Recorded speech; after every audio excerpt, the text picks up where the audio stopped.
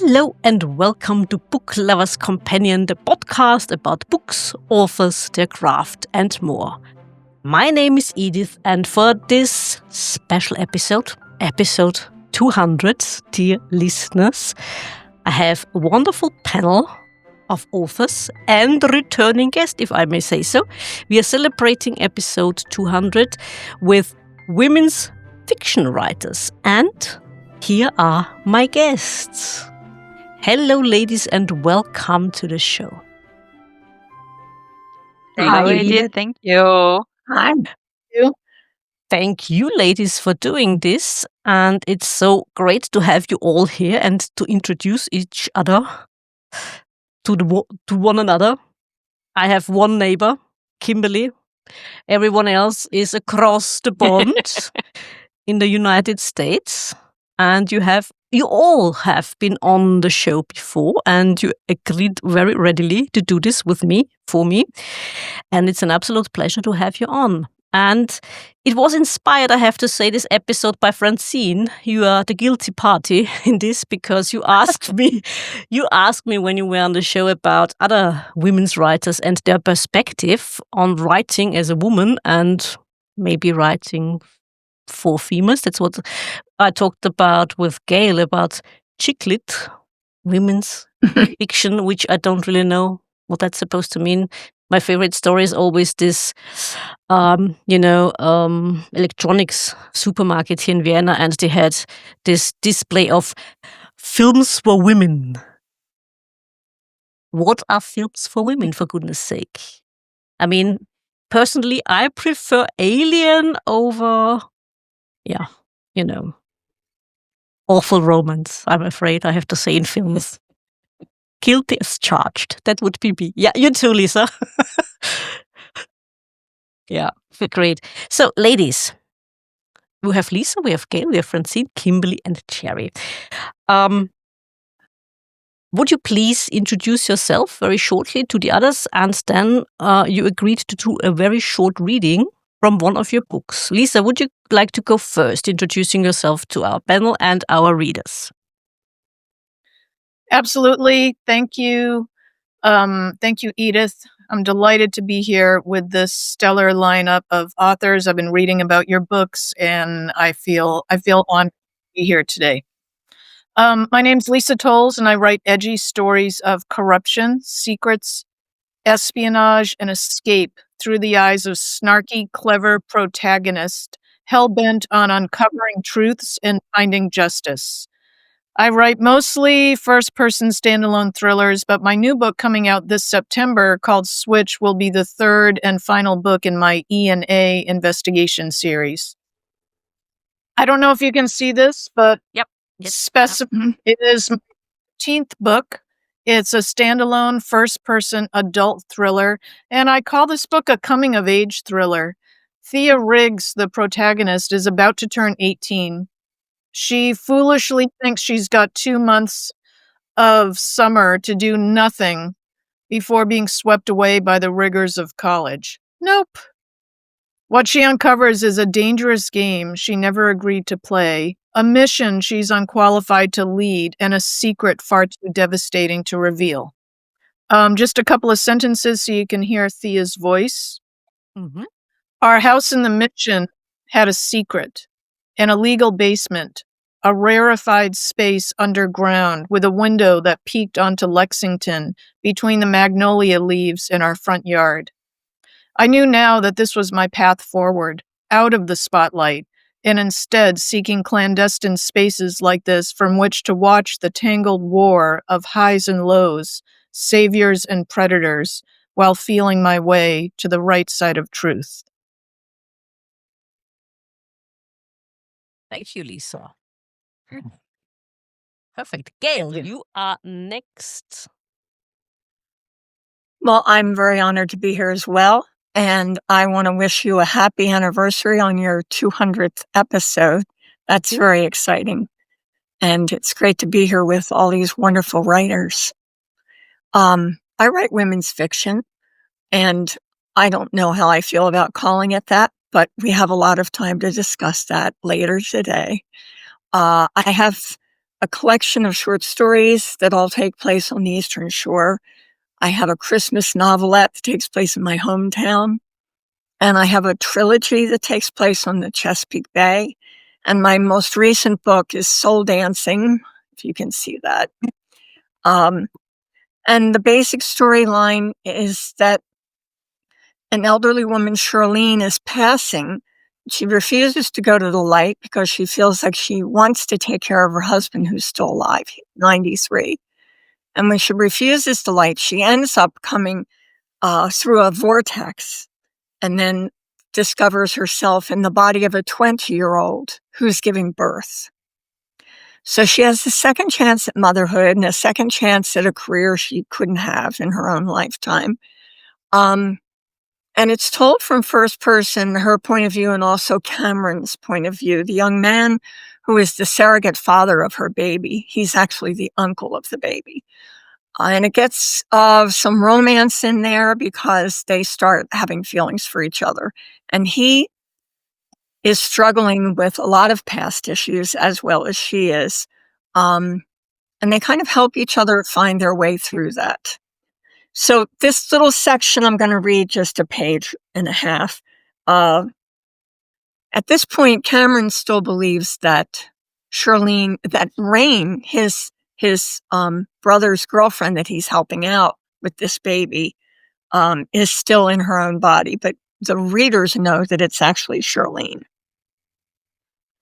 I'm not sure how to tell you this. Well, you have to. Spit it out. What the hell is going on with you? I ask. Rain bites her lip. All right, let's start with why you were at Jefferson Hospital. Is there anything wrong with you? Are you sick? No. Did you go there yesterday too? I ask. Yes. Okay. Were you visiting someone in the hospital? Yes. I'm going to lose control if I have to keep prodding her. Who? My husband. I leap to my feet. What? A lady walking her French bulldog glances our way. Sit down, Rain whispers. I have no desire to sit, but I do, clenching my jaw. It's not what you think. She straightens on the bench. My head is about to explode. You're married? Is the baby his? No. Is it Chase's? Well, I guess so. You guess so? My heart is pounding in my chest, and I wonder if it's possible for a man to have a heart attack before he's 30. She blurts out, I don't know for sure because I'm not Rain. What the hell are you saying? She clasps and unclasps her hands. Rain is gone. She died in the delivery room. Have you lost your mind? You're sitting right next to me. I'm not Rain. I'll stop there. Splendid. Thank you, Gail. Yeah. Wonderful. Francine, you are next. Please introduce yourself. Sure. Hi, everyone. I'm Francine Ehrenberg. I am an attorney, was a supervising deputy attorney general with the Division of Criminal Justice in New Jersey. And also I was a major in the United States Army, served in the Army for 12 years. And now I'm an author. As we women have to do at times, you just come up with something new to do and a new career, and writing is fantastic. I love it.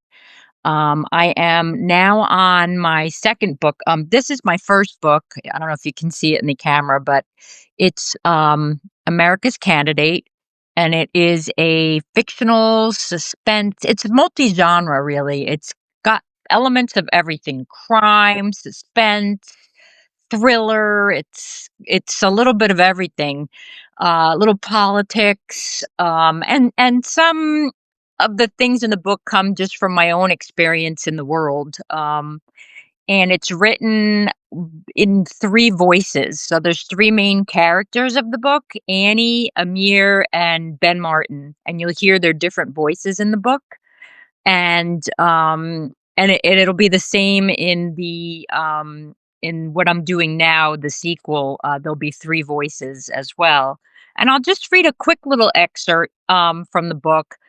Essentially, what's going on in this part is that Annie and Amir have come up with an idea. I won't give away too much, but they've come up with an idea that will change the political landscape and how we vote in the our entire system. And they really believe that it will change politics in the United States, change the entire way that we vote in the country. So they're trying to pitch their idea to Annie's father, who owns the biggest television network in the country. And I'll just read a quick excerpt from that. And this is in the voice of Amir, Annie's fiance. So he says, as I listened to Annie tell her father about the concept for the television show, it's obvious she looks very on edge and keyed up. She's talking a bit too quickly and she seems a little twitchy. I almost wave to her to slow down, but I refrain. I have to admit that at least she's sticking to the sort of script we came up with. We wrote out exactly how she would pitch the show to her father. I wasn't sure why. I wasn't sure she'd be able to actually keep calm enough to remember precisely what to say. But I don't think she is leaving anything out that we had discussed before coming here. So I feel confident that I don't have to chime in or take over. She's saying pretty much exactly what I'd be saying if I were doing the talking. Sure, she sounds a little bit over the top at times, but it sounds very passionate, and she is more well spoken than I had envisioned. When she's first finished, the silence drives me crazy. I really don't understand Ben Martin's reaction. He looks sullen and he's not saying a word. The suspense is killing me, and I see it's getting to Annie as well. She starts biting her nails, which isn't something she usually does. I'm starting to break out in a sweat, and I wonder if I'm even breathing. Ben stands up and without a word, he begins to pace the room. He's rubbing on his chin and he's looking up at the ceiling.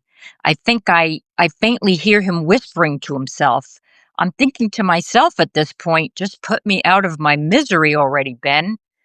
After what seems like an inordinately prolonged period of time, Ben sits back down again. He folds his hands together in front of him and looks back and forth between Annie and me. He shakes his head left to right and shrugs his shoulders up and down. Ben lets out a deep breath and says, I don't get it. And my heart deflates. I'll just leave it at that. Perfect. And I told you before, I think when we spoke on the show, it's so scarily realistic. Yeah. It is, and it could happen. I suppose it can happen anywhere these days. True. Given how politics behaving or the politicians behave. Absolutely.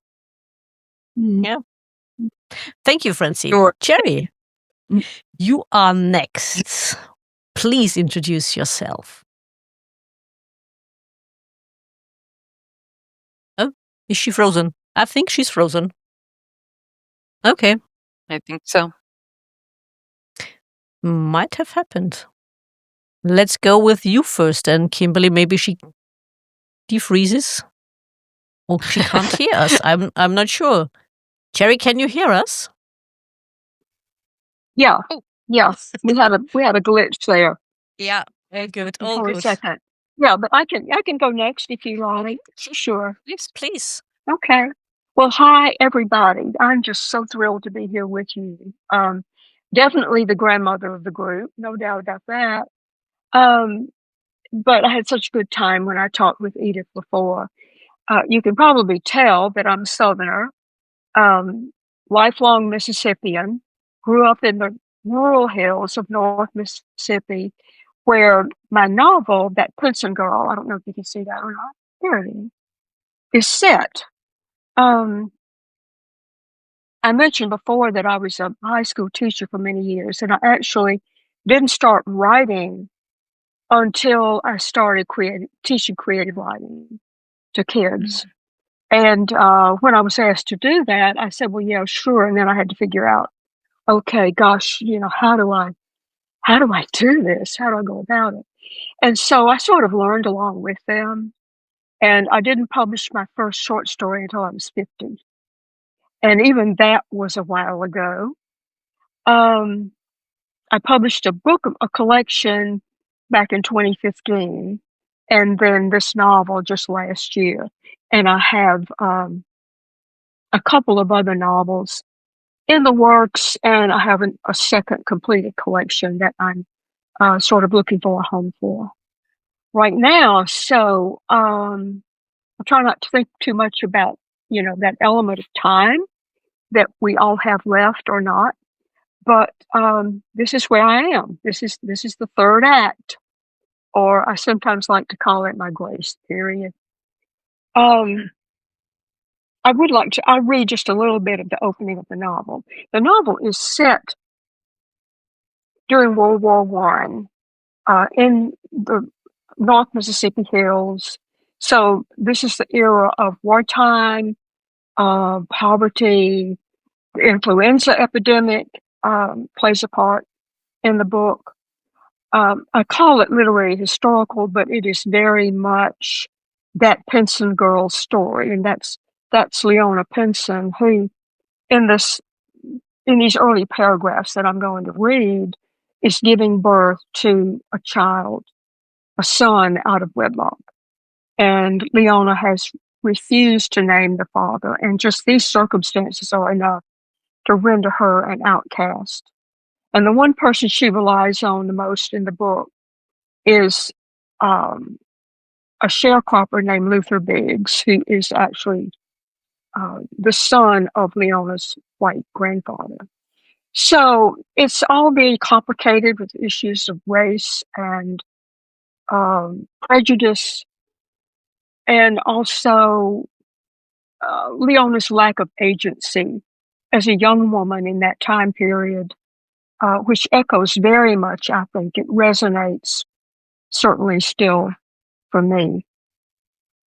This is how the story opens, and the character mentioned here, besides Leona, is her aunt, Sally Pinson, who is Leona's dead father's sister.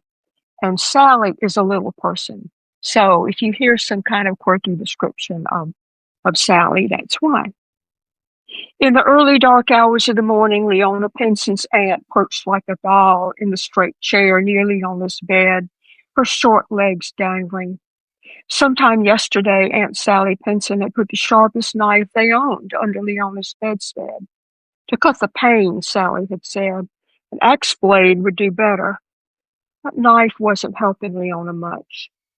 When she cried out, her aunt slid down and went to the bureau where the basin was. She used a milking stool as a step, wrung out a cloth with her stubby fingers, came back to the bed, hoisted herself up. She tried to bathe Leona's face, but Leona covered her eyes with her hands. She didn't want to see Sally's large head and jutting chin, her bulging eyes, her stunted arms and legs.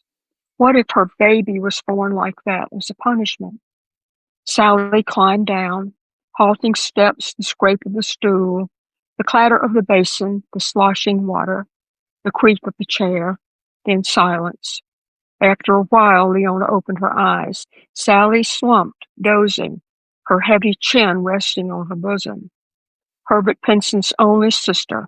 She had come after he died nearly 2 years ago, carrying all she owned in one satchel and a paper bag. Sally had never left. So I'll stop there. Splendid. Gerry, thank you.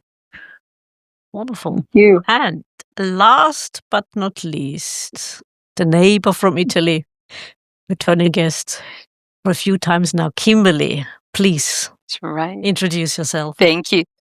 Thank you, Edith, and thank you again so much for having me on the 200th anniversary, the 200th edition. I'm really excited about this, and also for women's fiction, because I love women's fiction, so it's so exciting to be here with other women's fiction authors, and I'm definitely looking forward to talking about that.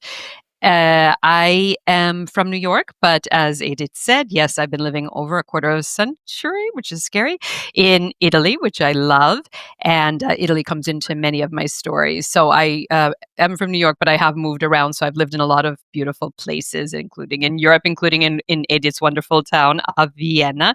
And so I worked a lot in government and journalism and diplomacy. And I'm working now in international development with countries in Africa and Asia. So it's very exciting. But in my free time, I write, and I absolutely love writing fiction and have so much fun with it. And I write always within women's fiction, but historical, contemporary, and short stories.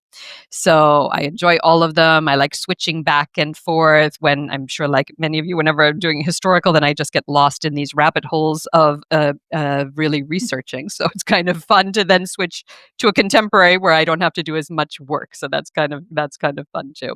So my latest is Easter at the Three Coins Inn.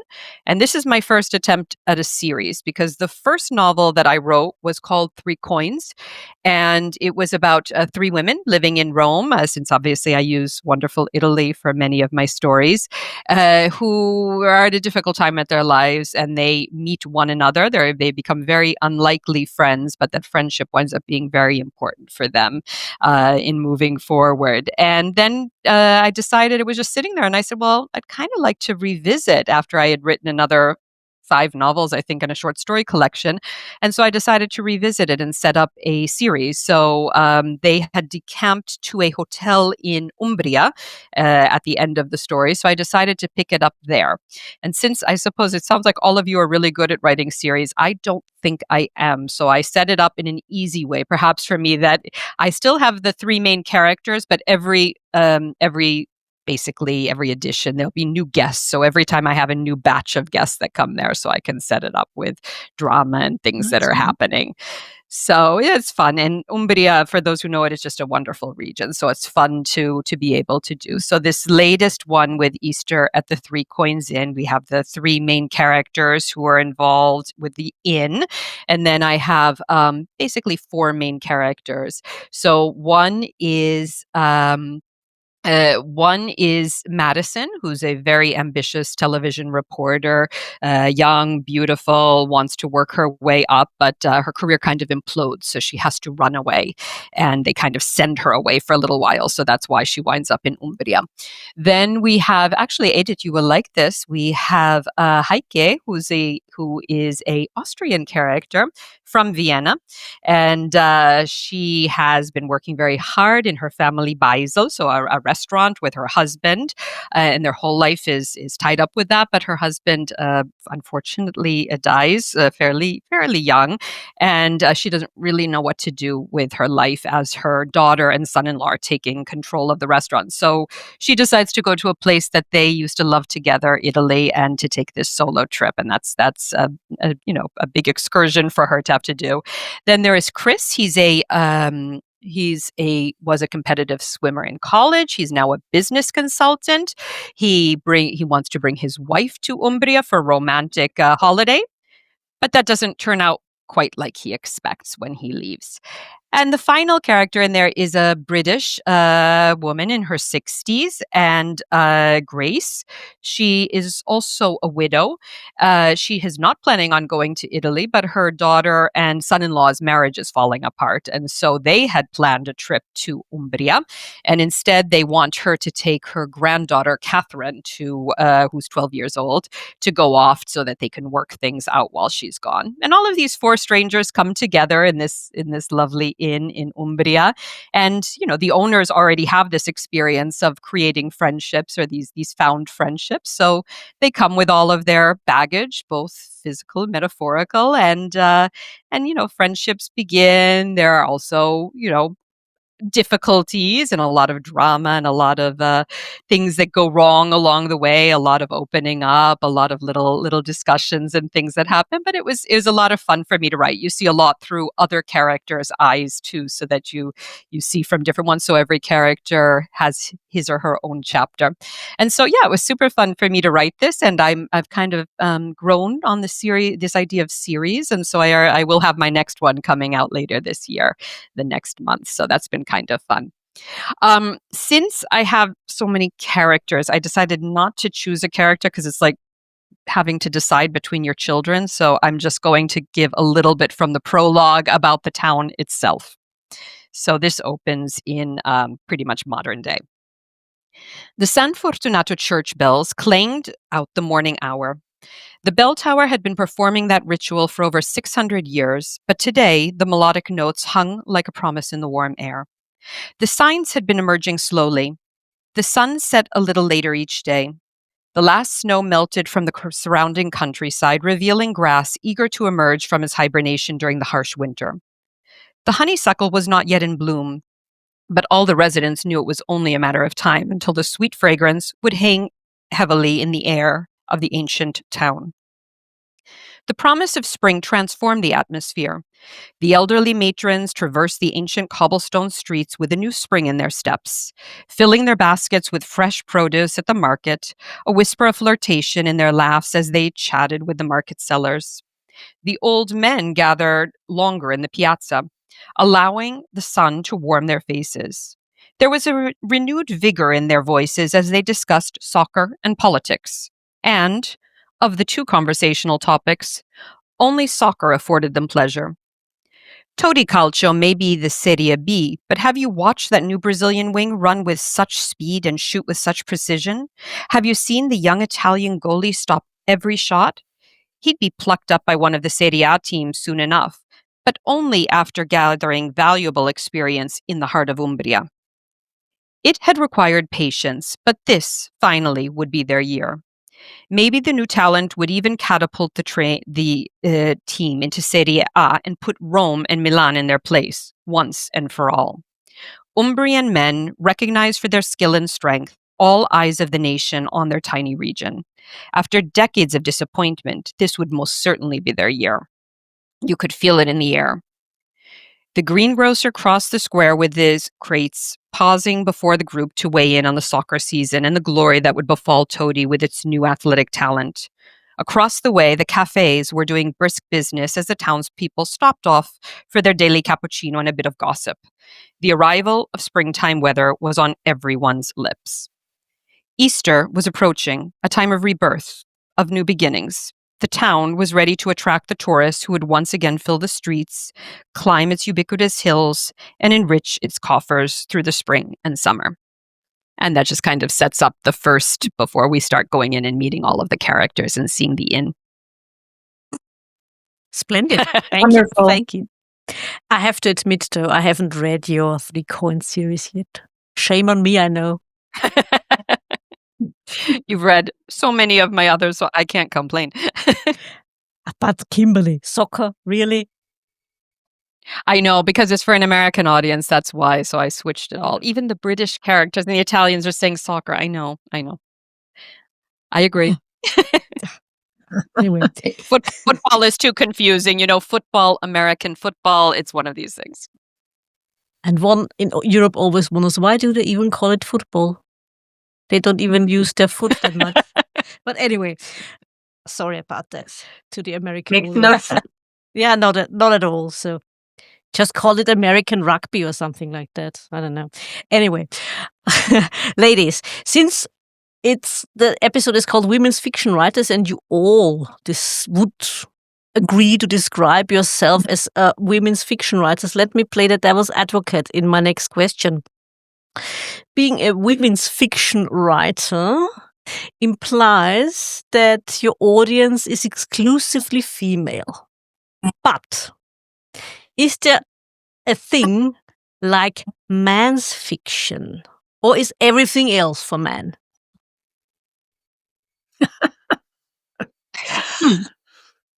Can I? Would you mind if I Yes, say with Kimberly.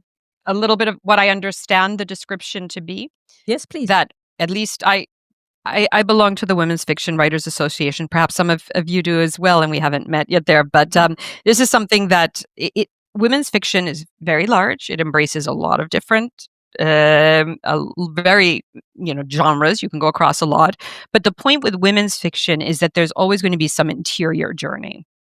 That doesn't mean there can't be romance, there can't be mystery, there can't be a thriller, but in some way, you're always going to be tied to how the character grows throughout the entire book. So even if it's a romance, that's okay. It can be a romance, but it's not exclusively the love story. Somehow it would have been the author's journey. It's also a little bit similar to book club fiction or other things. And I personally, I know everyone feels differently about it, but I love women's fiction. I proudly say I'm a women's fiction author. I don't feel that it has to be looked down upon to be women's fiction. I love those books that are very deep psychologically and get into it. Whereas we could argue, of course, it's not the case, but a lot of men's typical fiction, which might be military, and I'm sorry, but see, because it's not saying for that, but it tends to be a little bit more action driven and the character there without necessarily getting all of their interior journey.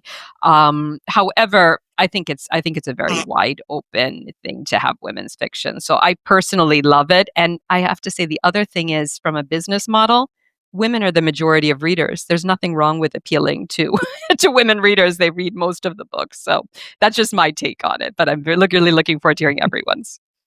Okay. Anyone else would like to? I Francine. would say that I would just say that I think that, like, my novel in particular really appeals to anyone, male, female. Maybe there is sort of a woman's perspective in that I could understand the development of the characters in a way with a female perspective, but I do think that, like, everything that happens within the book is really designed for everyone to read. I don't think that it would necessarily appeal more to women than to men. I think it's just a great story, and it's just would be interesting to everyone. Mm-hmm. Yeah. So I don't know.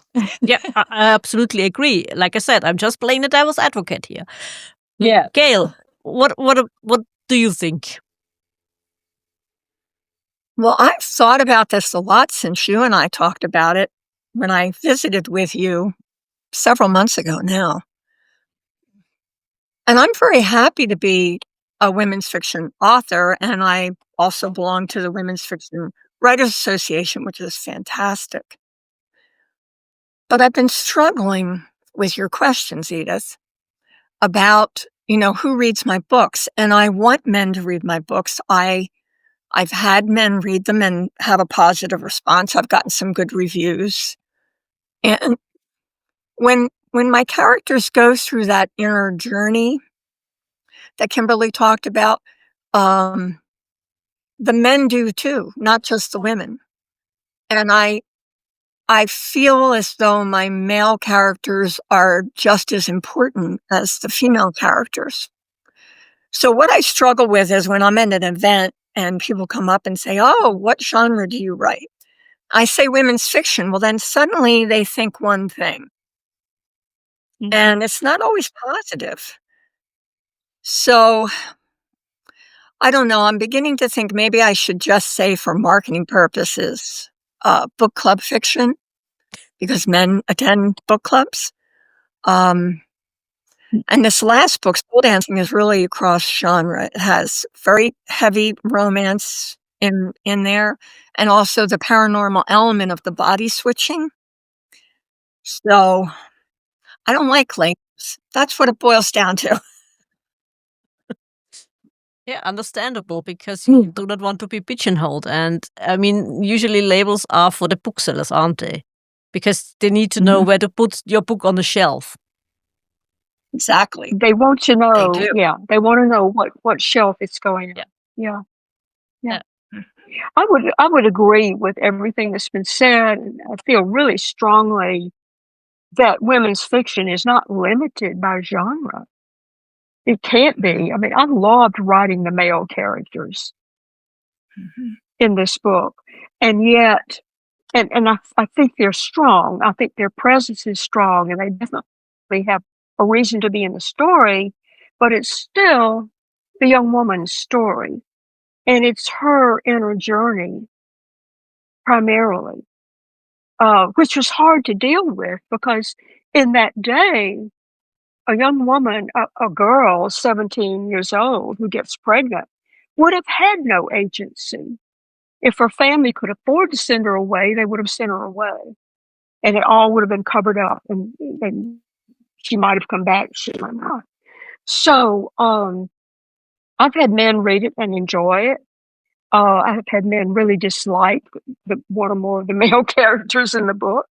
I'm not sure why. But I called it literary fiction. The publisher called it literary fiction, just for that reason, like you said, of that they've got to have a place to put it. Where does it go on the shelf? It could have been billed as young adult, actually, except maybe for some of the themes that it deals with, and some of the themes are very dark. But so is a lot of young adult fiction. Anyway, that's my take on it. True. Lisa, since you write thrillers, you couldn't really say it's exclusively for female audience. I mean, thrillers are usually seen as more for a broader audience. Just like Francine's book is, I suppose one could say it's also seen for a broader audience. Wouldn't you agree, Lisa? Yeah, I think thrillers differ from like a mystery suspense novel because of the pace, the stakes, the heightened emotion, the danger. Two of my books had a better response from male readers than female readers. One was a male driven political thriller. Another was a male driven psychological thriller, both first person. Kimberly, I totally agree with your comment that in women's fiction, it's about kind of the underlying psychological journey of the character. And I think that's true. I'm a member of Sisters in Crime, which has male and female members. It's just called Sisters in Crime. But, I think everyone has had a lot of smart comments on this really interesting question. I mean, are we writing books for ourselves or are we writing books for the market? I mean, for me, the answer, I have to be realistic. The answer has to be both. I mean, I'm writing the books that are in my heart that want to come out. But as all of you have said, a bookseller has to know where to put them. Not to say that if something is on a shelf for contemporary romance, that there won't also be elements of thriller and danger and high stakes in those books. I mean, Colleen Hoover's book, I think, was called Verity. That was billed as a thriller. I mean, it's a romance, but it's also a thriller. And yeah, I think it's a tough question, but I think women's fiction is just a gigantic umbrella that could encompass a lot of things, and I'm proud to be part of that umbrella. I do agree with everything everyone said here. But again, do you think that genre does put a limit on how it is seen? Meaning, you said, okay, you appreciate the underlying psychological journey of the character. So do your readers. So do I. Different genres are, let's say, more versatile than others. So, for example, coming back to one of my favorite genres, crime fiction, and no one would ever say, or no one would ever call Val McDermott a women's fiction writer because she writes crime fiction. Although she has those wonderful female characters. The same goes for Anne Cleeves, another British author who has this one female character, Vera, and no one would ever call her a women's fiction writer. Are we back to getting pigeonholed? Because when you write crime fiction, you're not pigeonholed as a women's fiction writer, although you have series with female characters and also their character development in a series. Lisa, what do you think? I think it's all of the above. I mean, I think I think about audience all the time. I mean, I read all the time in my own genre, lots of other genres. I'm reading actually more nonfiction books right now, but I try to think like a reader. What would a reader of thrillers be expecting in a book like this? I mean, I have to honor what's in here coming out, or because that's the engine under all of my books.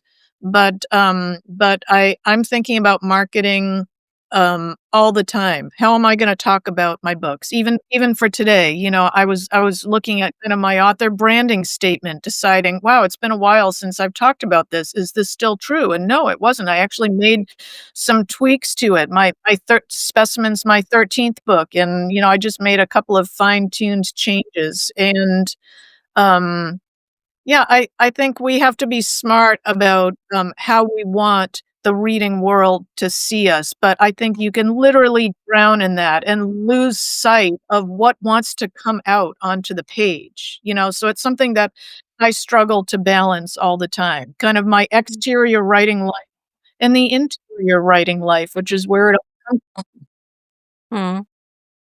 Francine, what is your take? Yeah, I agree a lot with what Lisa just said.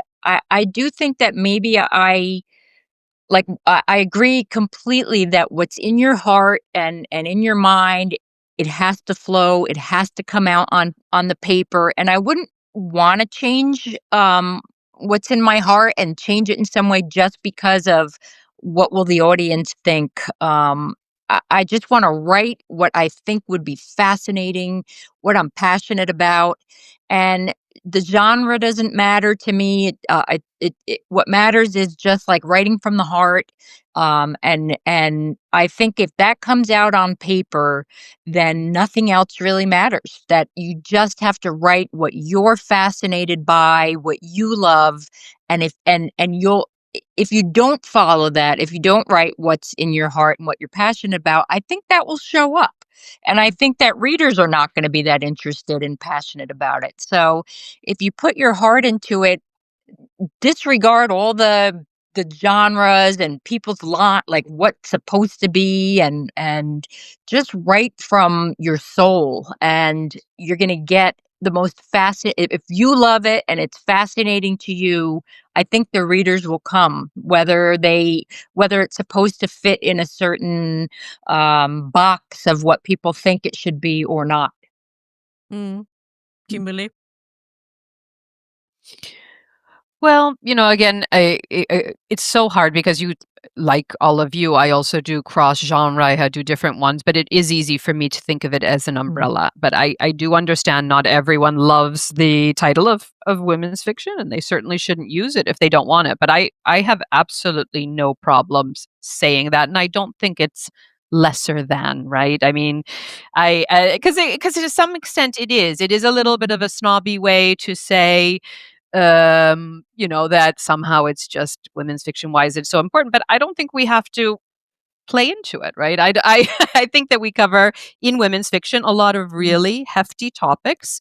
And I mean, you know, Edith, my love for Jane Austen, and I did a time travel novel about Jane Austen that I really loved. That's historical fiction and time travel and bringing things back, brings up a lot of topics. But I mean, I consider Jane Austen could have been criticized at her time for being women's fiction, right? And most novelists, women's novelists, were, and you know, also many of them hid themselves under men's names and everything. So it's not like it's new criticizing women for having women's fiction. And once I come back to the fact that yes, I have men who do read it as well, but I'm not unlike you, which I can fully understand because you're writing something that's much more. I mean, Francine, Lisa, things that are much more appealing, and also Gail, to a larger male audience. I definitely do appeal more to women, but I have no problem with that personally. Yeah, absolutely agree.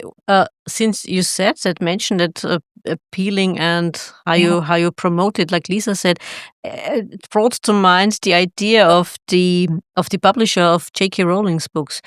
They used J.K. because they thought boys wouldn't read her books if they put Joanne on the cover. And a few months ago, I asked my students, would you Would you mind if it was a female author, especially the boys, of course? Does it know? Doesn't matter. I mean, if the story is okay, if I like it, why should it matter if a woman wrote the book or a man? So do you think the audience, given the attitude of my students, that the attitude of the audience, the younger generation, is changing a teeny tiny bit at least? Gerry, what do you think? Are they changing? Do they care? I'm not sure that they care. I'm really concerned. My husband is a retired college professor, and we are really concerned with what we see that's happening to higher education.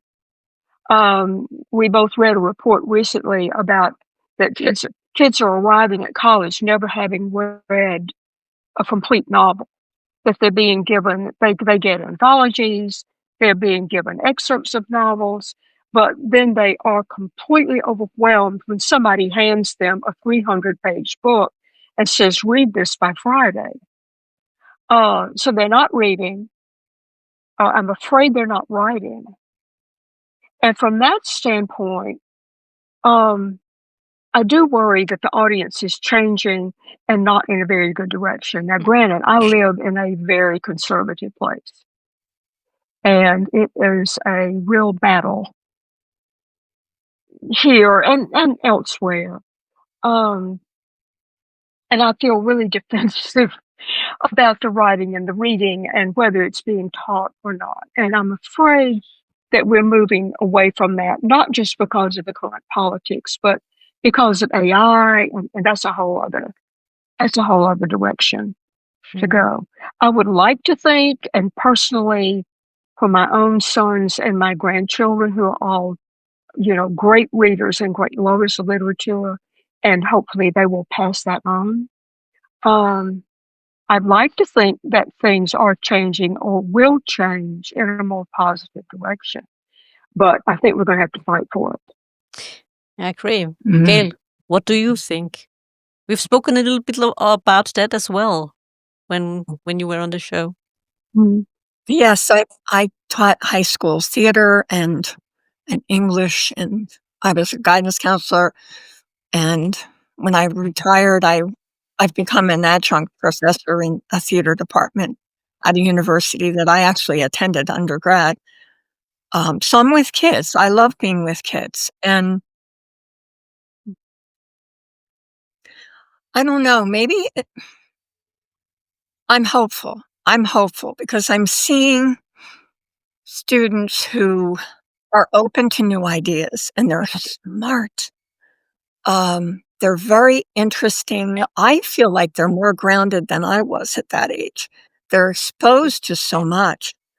And I tease them sometimes when I say, do you know what that word means in the script that I gave you? Or do you know a little bit about that playwright?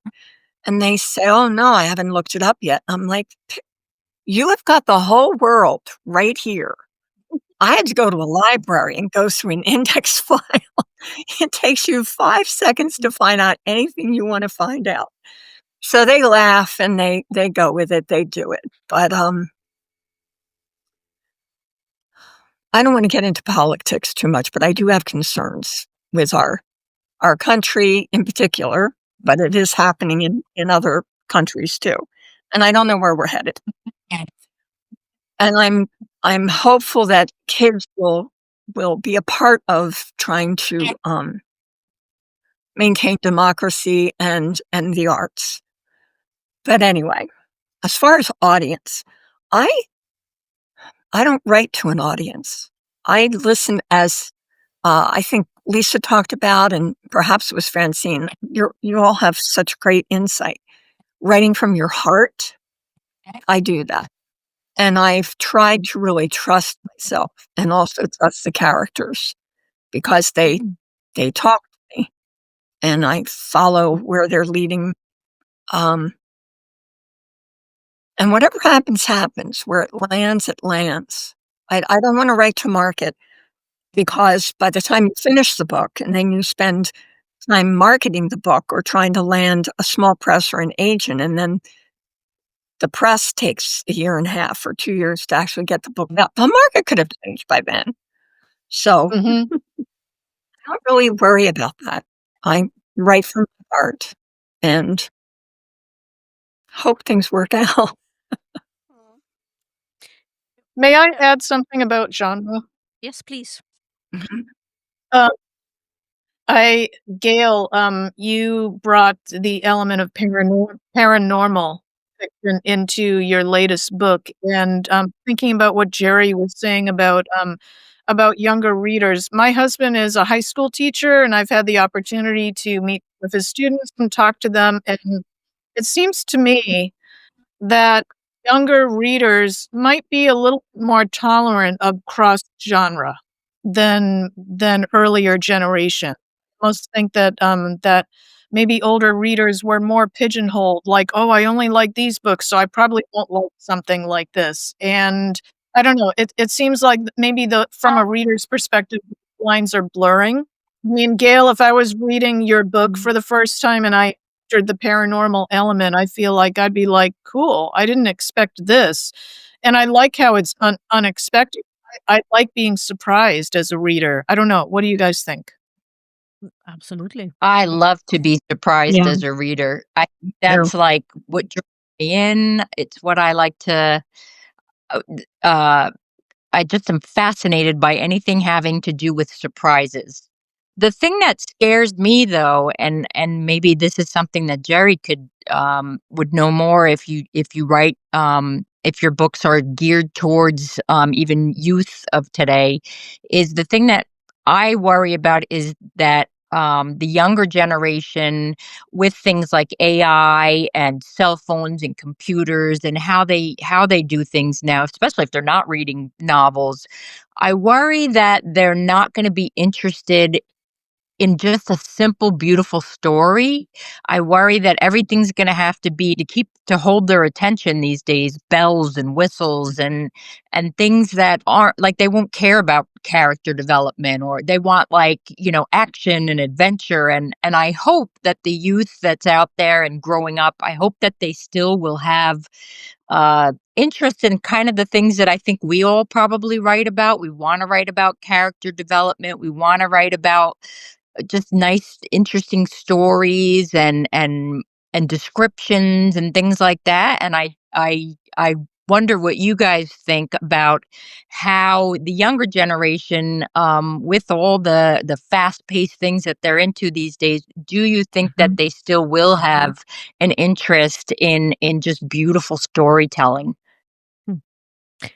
I suppose it's not that easy these days because, like you said, the attention span gets shorter and shorter. You can see it in films, you can see it in TV shows. Yeah. The scene change is rather fast, not too much dialogue. I mean, you do have Different those generation. children. Yeah. Right. Short segments. Yeah. Yes, indeed. And I mean, don't get me wrong. Also in books, you have those fast-paced novels, of course. They are great. I mean, the action film also for adults. I'm not so sure about, I mean, it depends. Since I'm a teacher myself, you have those children who love to read. You can't get them away from the books. And there are those who find it an awful, tedious task if they have to read for class.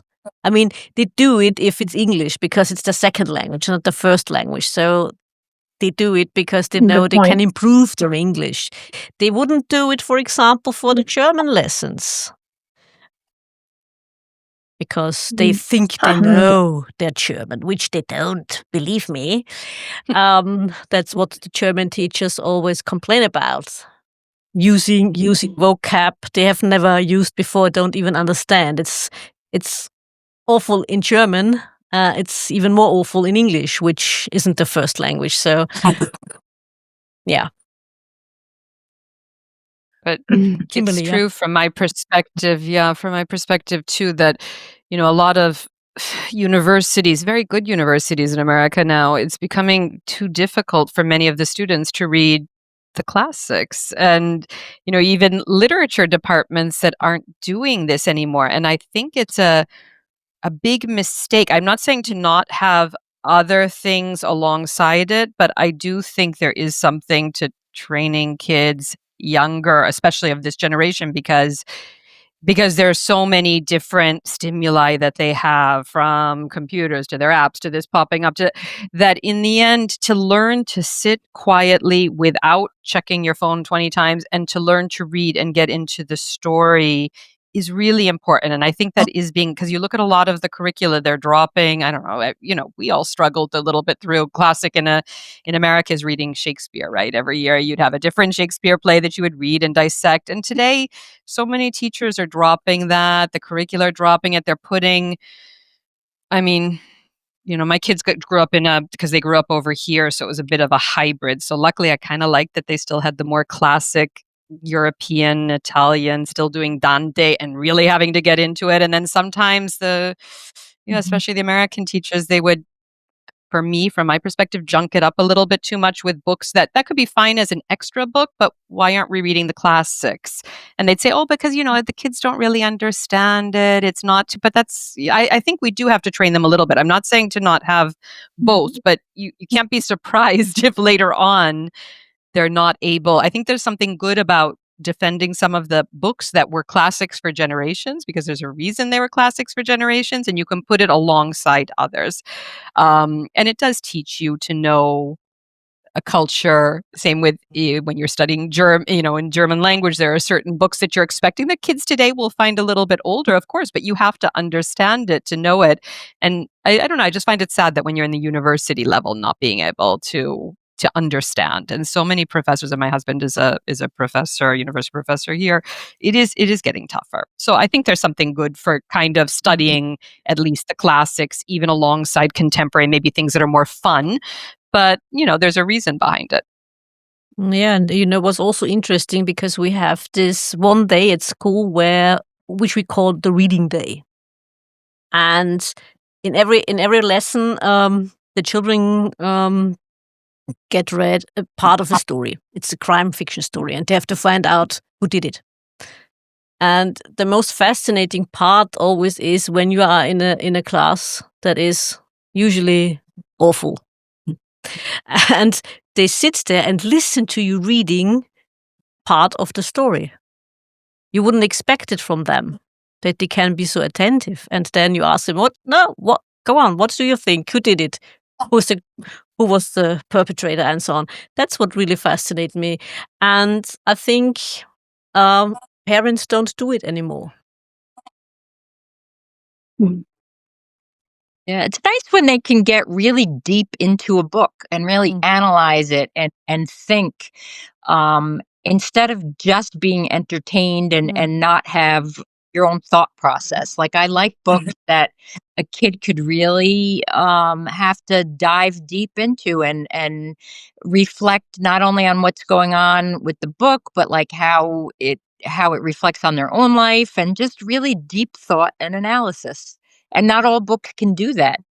Some books are just, adventure stories or just little things that are just fun and exciting. But I really love when they could get deep and delve into things that really use their thought process while they're reading.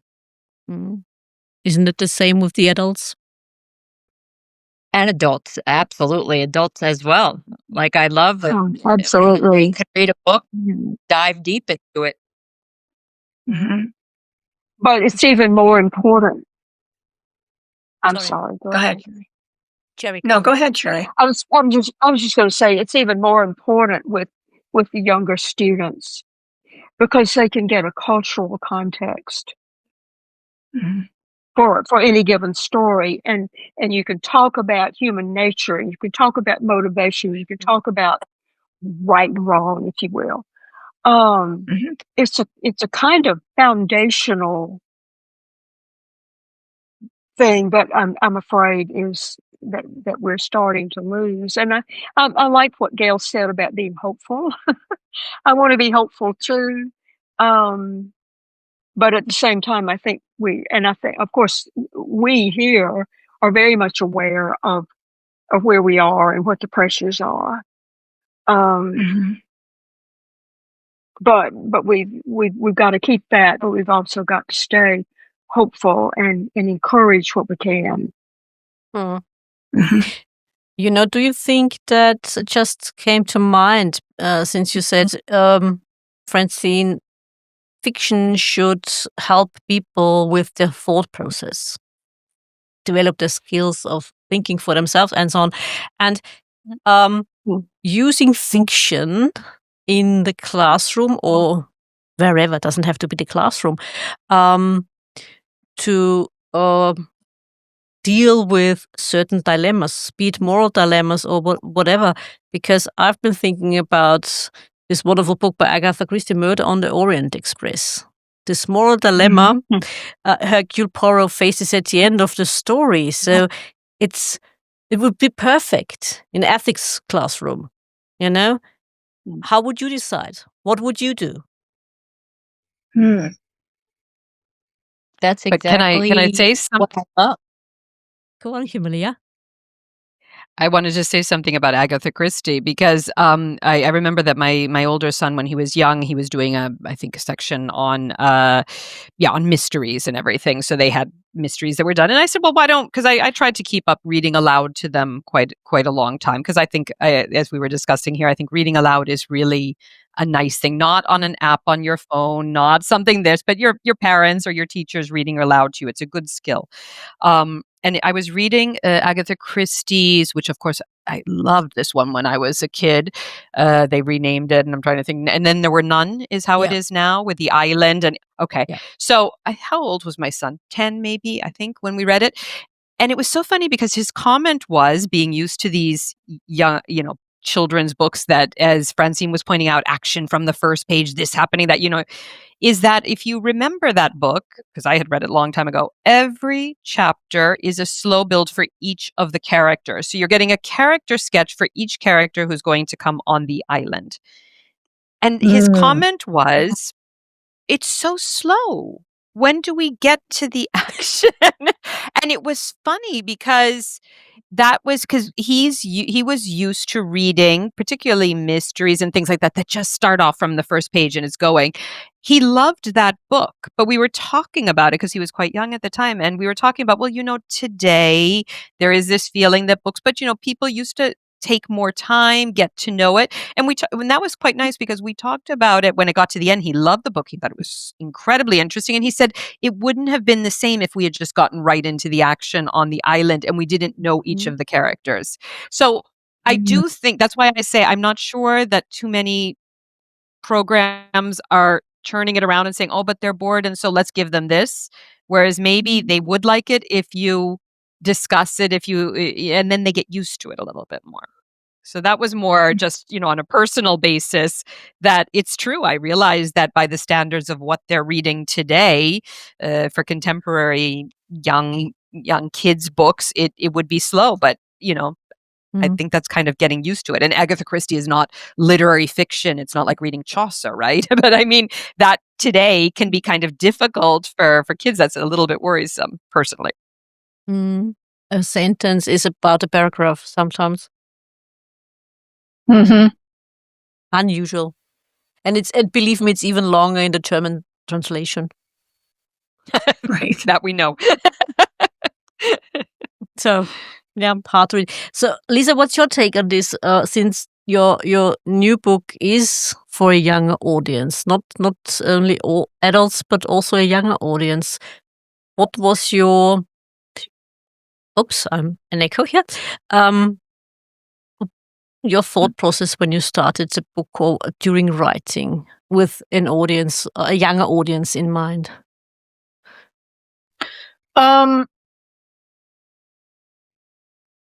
So when Thea first came to me, well, I will say in terms of being a plotter, meaning an outliner, or a pantser, I'm right down the middle. I do some plotting, but I don't hold myself it's not concrete to me. When the book starts, is 2 months from turning 18 years old, and I really asked myself as the story was progressing, is this a young adult thriller? And I love young adult thrillers, and I read 4 or 5 of them while I was having that thought process, and I thought, "This isn't really a young adult thriller. These themes are very adult." There's some real darkness that goes on here, and I mean, it's not like Scandinavian, crime thrillers, but, I mean, there is really some dark stuff that goes on, and so I decided that it was an adult thriller just from a younger protagonist, but she's also much more sophisticated. She's a readaholic herself, and, so I decided that it wasn't gonna be young adult because, I think there are guardrails on young adult, and less so with adult thrillers. But, I had to have some conversations about that. And the first version of the book cover also said a young adult thriller. I changed that with my graphic designer, and we had to get another one. And, but that feels right to me. It feels like definitely an adult thriller. But, I've known some young adults who have read it, and I really, really value that feedback. I hire a sensitivity reader with all my other beta readers and my developmental editors, and I use a sensitivity reader. But in addition to that, I wanted some younger readers to say, do I have the right references in here for other people your age reading this book in terms of TV and movies and kind of like how the main character looks at the world. And that was its own separate vetting process. And I made some changes as a result of that feedback, and it was terribly important, I think. Mm. I also have another question aside from young adults to Gail, since you have been thinking a lot about the question of women's fiction or women's fiction writers. Do you think that the term is somehow limiting your writing in a way of the genre? Meaning, do you think some authors feel limited in what is appropriate for this sort of genre? Of course you're not, but do you think it might happen to authors that you think, oh, I can't really thrive in this genre? Otherwise people will think, no, you're not a women's fiction author. Well, I think women's fiction is so broad that it doesn't limit you. And when I wrote Soul Dancing, I didn't really, when I wrote my first novel, which was the first in my trilogy, I didn't think about this at all. I just didn't have enough education. I was coming from a theater background, and I'd written plays, and I read plays, and I performed plays, and I taught plays, and I'm like, why am I writing a novel? But it was coming to me in novel form. And I really didn't worry about what it was. And then when I had to say what it was, I thought, well, maybe I should have investigated this.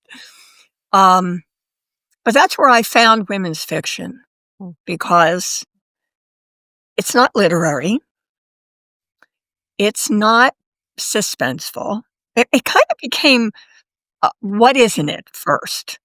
And then I found that it fit the journey, the element of the journey. And so then I decided, well, I'm a women's fiction writer. Joined the Women's Fiction Writers Association and went the whole 9 yards. I didn't find it limiting, though, because there's so many genres within that umbrella, as Kimberly said. Then when I wrote Soul Dancing, I honestly didn't know what to do with it, because my publisher, Small House, had put me in the women's fiction pigeonhole. But the more I wrote, I thought, well, there are all these other elements. It's got, I guess I always have some romance, but this is, the relationship between Charlene and Cameron is significant. And then I've got this body switching thing, and I didn't even know what to call it. I finally decided on paranormal. But it's funny because when people come up to me and say, well, what's your book about? I say, well, it's women's fiction with a paranormal twist.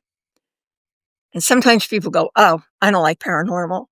And then other times, more frequently, people go, oh, that sounds really different. So that's what it is. Women's fiction with a paranormal twist.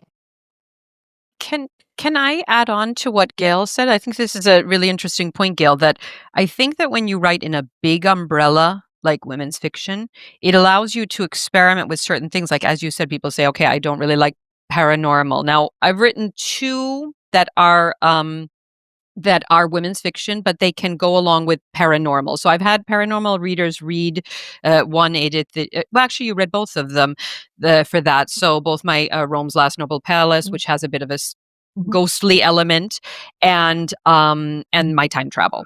And so I think it gives you an excuse too to write in certain or to cross genres, and people who like women's fiction will look at different ones. I'm going to use it as an example because with the Women's Fiction Writers Association, I'm within a historical fiction group there. And we just put out our first anthology. And Edith, Terry is also someone who has her story in the first anthology, and we're putting out our second. But I was just not jotting down as we were speaking about this, all write historical fiction and all consider it women's fiction. But in our first edition, and we're going to be having a second edition, I was just jotting down all of the different genres that fell in there. So this is women's fiction, historical fiction, definitely. And within that, we have mystery, paranormal, psychological, thriller, like psychological thriller a little bit, spy, a lot of coming of age. So I don't know, coming of age, young adult. I don't quite know. It is made for an adult audience, but it could be young adults here. And, they all work together really well because they're under the big umbrellas, let's say, of women's fiction and historical fiction. And so you jump from one story to the other with wildly different subgenres, but it works. So I do think this idea that we've all been talking about as an umbrella really does allow you to experiment with a lot of things, but not to seem that, I also have quite a few I have different books in different, as I said, historical, contemporary, feel-good contemporary short stories, but you can kind of slot them in as an author if you have that one overarching theme that you have. So I think that's something to consider too, for another reason that women's fiction is an interesting genre. Gerry, what about you? Do you agree? Is it not limiting at all? Women's fiction? You mean women's fiction is not limiting? Mm-hmm. Is that what you're saying, Edith? Yeah. Yeah, I would say that. I like the idea of the umbrella. I've been thinking as I was sitting here listening all these good points that I think I am simply drawn to tell women's stories. And that's sort of the bottom line for me. All the protagonists in my first collection were women. And this second collection, 2 or 3 of those stories have male protagonists. I have no idea, whether those will fly as well as the women's voices, but those seemed right, for those particular stories. And I like using multiple points of view. Even in short stories, I'll do that occasionally. But I do feel that the bottom line for me is that I am drawn to women's lives and the complications of women's lives and their hurts and their betrayals and their ability to survive things. So that's sort of where I am. And, whoever chooses to read that, great. If it's not for you, then, that's okay too. Yeah, Edith, one thing what I agree with is with women's stories, I love in a book where you really learn a lot about the woman and her personality and her flaws and things go through. I dislike in a book when the woman is just this perfect person. Who the protagonist is the most beautiful one of all, the smartest, the best. Like, I see that a lot in novels where it's just this perfect, beautiful person. And I don't feel like that's reality. I love in a book where they, you see all the flaws of the characters, woman or male. And you really get to understand like difficult lives and things that truly can happen. And it's not just a storybook thing. And the main character or the protagonist doesn't have to be the most beautiful or most intelligent. They're just normal people living lives and having things happen. And I love to see that in a book, because it's not always like that. The minute I read a book or I pick up a book and I see that the character is just this person that's unrelatable because they have everything going for them, I'll put it down and I don't even want to finish it. Like, I really want character and a real person in what I'm reading. I absolutely agree. But again, playing the devil's advocate, don't we all want to know how the other half lives? Or the other 10%? Or 1%? Not I don't. particularly. I mean, Are you saying we're not perfect? yeah, I am. No, seriously. I mean, I absolutely agree with you. I mean, you should be able to relate to the character, makes it more interesting, makes it for a better read. Absolutely. And maybe it's something also in other forms of media entertainment. It's way too rare that they look at the relatable characters. Maybe that's also the reason why European TV shows are so successful in the United States. Because they're not all perfect. Yeah. And American TV, it's like every actor and actress is just beautiful. You watch these shows and everyone is just, even on television, not only in books, but on television, it's the actor, the people who even do the news. They're the most beautiful people. They're the most everything, actors and actresses in shows. And you don't just see like normal people. And it's nice to be able to really relate to people and see someone or read about something and be like, that could be me, and how would I handle it, and what would I do? And I just prefer when you see a kind of a flawed character, normal person, and see what they do and how they go about life. Yeah, absolutely. And ladies, may I ask each and one of you? Sorry, yeah, Lisa, go on. I know we're getting late, but I was just going to make a quick reply to Francine. I like being fooled by stories in the same way that you also love surprises. I like reading about a very picture perfect one-dimensional character and then finding out that like that's just the tip of the iceberg, and below the surface is all kinds of drama and trauma and baggage, and that's when they really kind of get interesting. But the majority of stories that I read are not like that. Anyway. Yeah, agree. One last question for each and one of you lovely ladies. Can you a little bit elaborate on what's next from each and every one of you? Let's start with you, Gail. What's next? What can we expect next as your expectant readers? I am writing a novel called A Thing with Feathers, and it'll have a dual timeline. Takes place in Cape May Point in New Jersey. Francine, you said you live in New Jersey? Yeah, I do too. I'm very excited to read it. So, yeah, that's what I'm up to. The mother of the main character is a wild bird rehabilitator. And if you know birding at all, Cape May is a hot spot for birders. They travel from all over the world to come bird, especially in the fall, because the migrating birds get trapped on the peninsula before especially the younger first-year birds, before they fly across the Delaware River. They're kind of like, or the Delaware Bay. They're like, what the heck is this? And they have to figure out how to get there. And they get trapped and they kind of go up the river and cross over where it's not as wide. So it's a real great hot spot.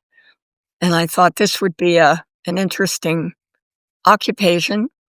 And, but she's a supporting character. But it does take place at a wild bird rehabilitation center, a lot of it. And hopefully there are no cats there.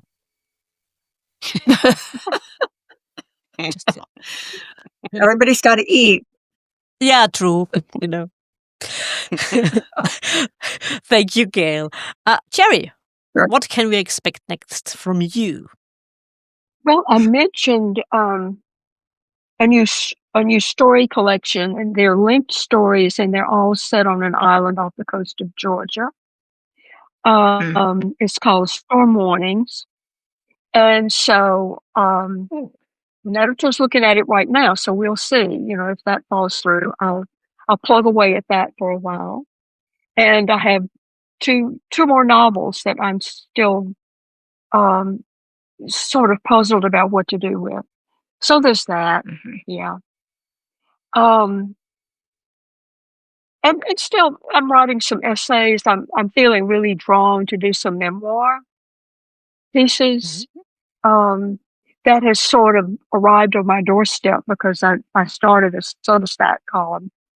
And those are the things that lend themselves to that. At first, it was all related to the release of this book, but I find more and more that I enjoy going into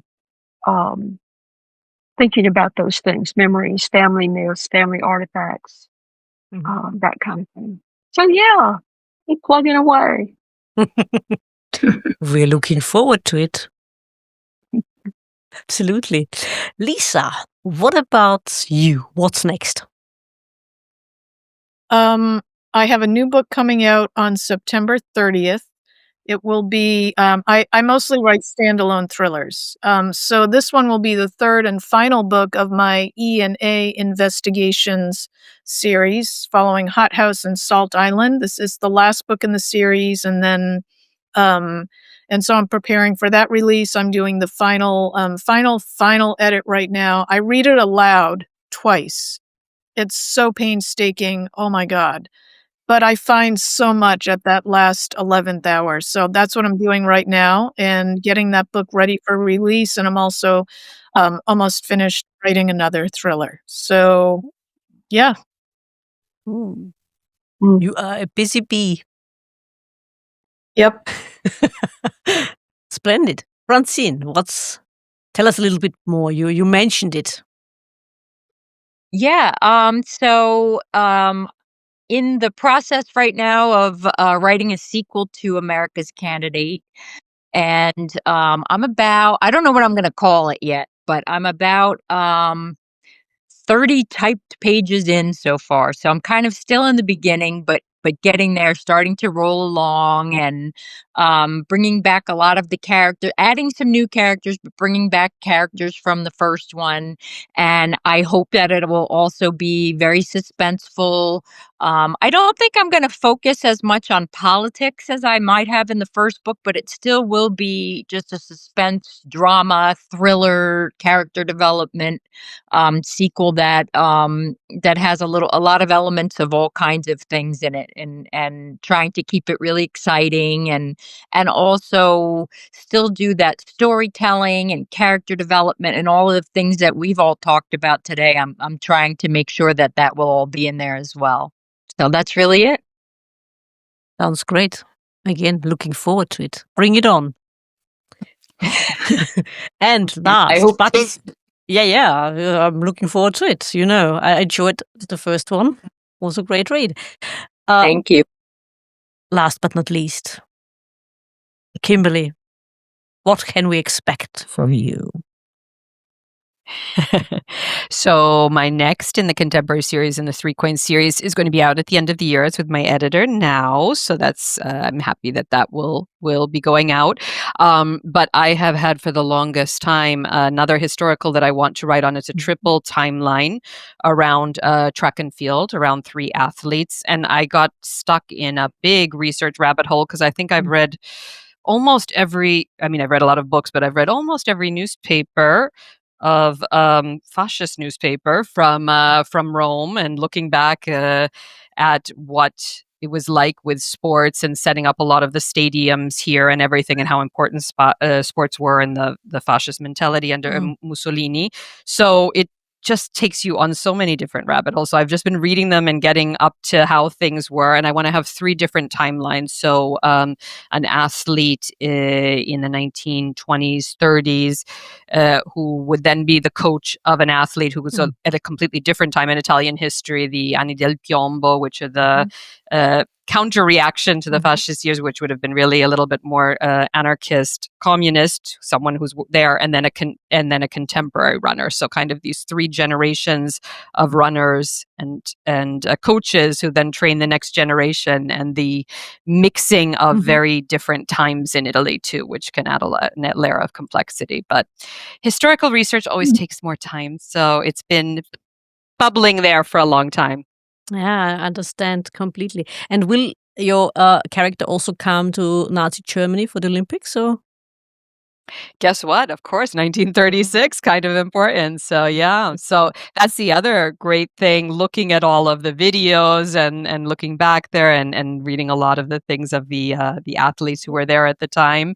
The Italian descriptions, I mean, I do have to say that there is one thing when you're looking back at a lot of, as you all know, looking back at old newspapers, the wonderful thing is everything was described, talking about a little bit what we were talking about with all the details. So I've been reading a lot about the 36 Olympics that were sent over telephone, to get it the next day. And the descriptions are beautiful because I know every day what the weather was like, what the people were wearing, what the smells were in the air, what the all of the women in their pretty dirndls. And of course, the Italians loved all these blonde women. They were commenting on that, what they look. And it was just very, very funny to see all these little details that today you wouldn't write in a newspaper article. So it's good for writers, at least. We get a lot of those details. another book to look forward to. All of you. When will I ever find the time? I have to quit my job. What can I say? Real life. Yeah, day job. Overrated.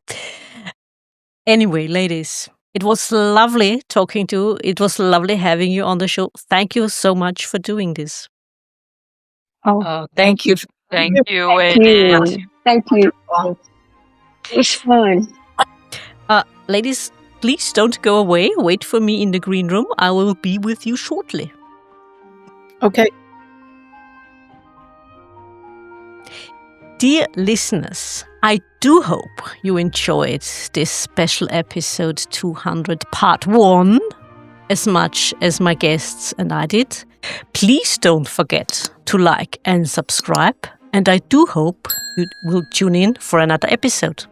Until next time.